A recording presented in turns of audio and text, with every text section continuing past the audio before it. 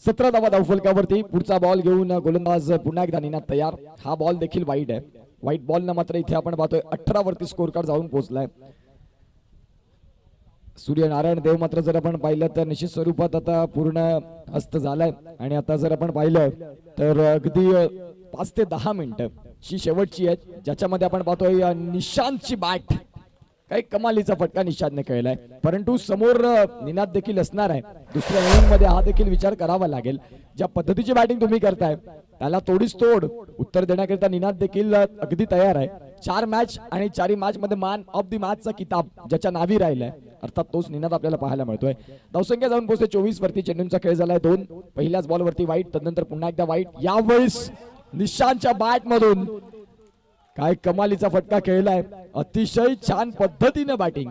Nishant More is on fire. 6.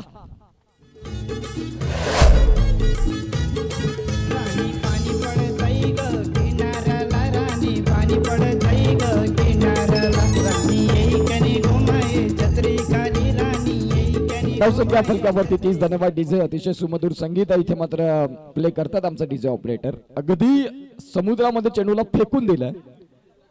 धावसंख्या जाऊन पोहोचते ती म्हणजेच 30. 3 बॉलचा खेळ मात्र आपल्याला पाहायला मिळतोय.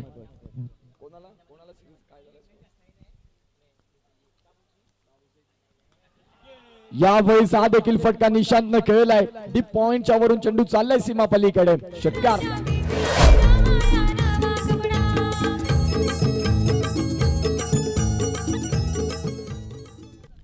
आणि षटकारांची हॅट्रिक आपल्याला पाहायला मिळते पूर्ण करत असताना निशांत मोरे. फायनल मॅचचा एक महत्वाचा खेळाडू आणि बडे मंच का सरपंच निशांतला आपण पाहतोय नाराज आहे. हा चेंडू देखील त्याला खेळायचा होता.